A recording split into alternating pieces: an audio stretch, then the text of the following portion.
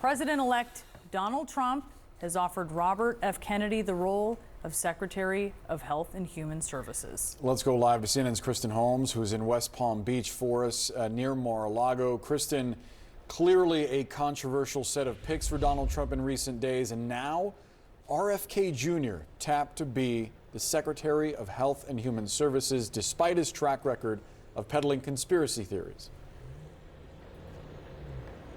That's right, Boris and Bianna, and I am told from a source close to the situation that RFK Jr. is expected to accept this position as we see this cabinet unfolding. Now, a couple of things to note here about RFK.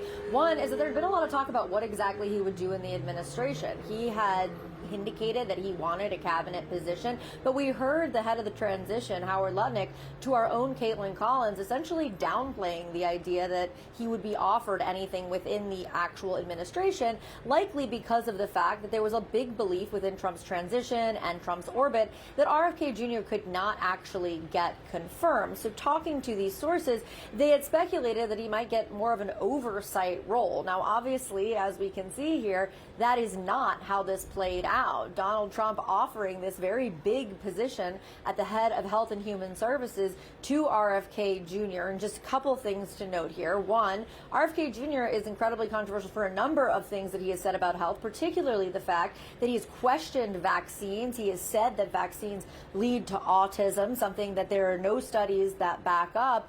But the other part of this is the fact that he has been really pushing this Make America Healthy Again agenda as part of really what helped Donald Trump get elected to the White House. I cannot tell you the number of people who liked the fact that RFK was involved in the campaign, that they liked the messaging that RFK put out there, despite the fact that it is so controversial, and despite the fact that there have been so many things that RFK has said about health that are just simply not proven by any studies that we have. So of course the question now is going to be whether or not RFK can actually get confirmed. One of the things to keep in mind here as we talk about this, RFK is not a Republican. He has been a Democrat, he has been an independent.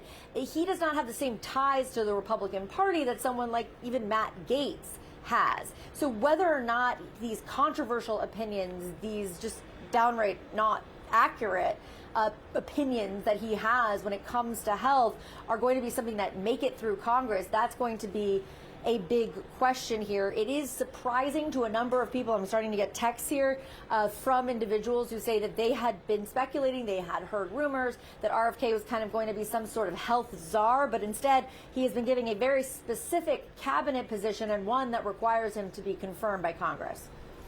All right, Kristen, stay with us. I want to bring in CNN medical analyst Dr. Jonathan Reiner. What do you think of this news? RFK Jr. the pick for Health and Human Services Secretary.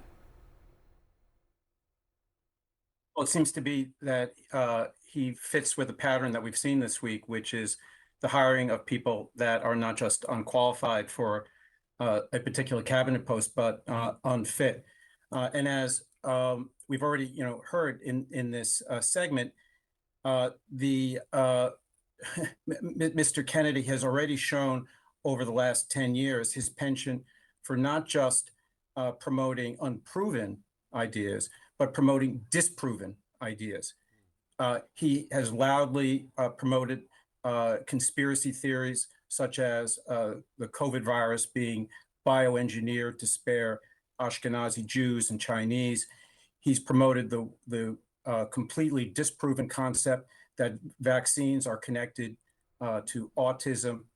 He's been a loud, not just skeptic, but denier of the safety and efficacy of all vaccines, most recently mRNA vaccines, which have been shown to probably have prevented 1 to 2 million deaths as a consequence of COVID in the United States.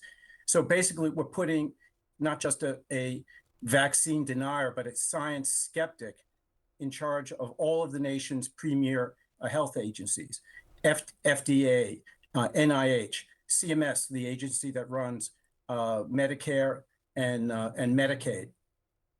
It's literally putting the fox in charge of the hen house. So, Dr. Reiner, RFK Jr. has put forward this message, this idea that he wants to gear the federal government to combat childhood illnesses, to combat what he calls chronic illnesses. He's attributed some of that to all sorts of vague causes related to food and oils. I wonder what kind of impact you think having him as the Secretary of HHS could have on just everyday American life. You know, I think that a lot of good can come of somebody promoting a more healthy diet in this country. We've certainly seen an epidemic of obesity, and I think that approach is welcome. But his well-documented, very, very loud promotion of theories that cause a great deal of doubt in people's mind about the efficacy of vaccines is incredibly dangerous. If you want to see an example of what happens when you hire a vaccine a skeptic into a post like that, just look at Florida. When Ron DeSantis hired Dr. Joseph Ladapo in 2021, someone who was associated with a group called America's Frontline Doctors, a group devoted to vaccine skepticism, when they brought him to Florida in 2021, the rates of vaccinations for kindergartners plummeted over the last 3 years. So we see what the impact can be on people who are, you know, maybe they're uneducated, maybe they've read things online that concern them, and those kinds of doubts are amplified when it comes from someone with such a large soapbox and a very famous last name. All right, Dr. Reiner, if you could, what are we hearing in our ear? Oh, well, let's hold off on that for now. Yeah, let's hold off on that. I want to bring in Jeff Zeleny, who's here with us to talk about some of the politics of this. Another bombshell here. It is, and this is going to really test the Senate once again.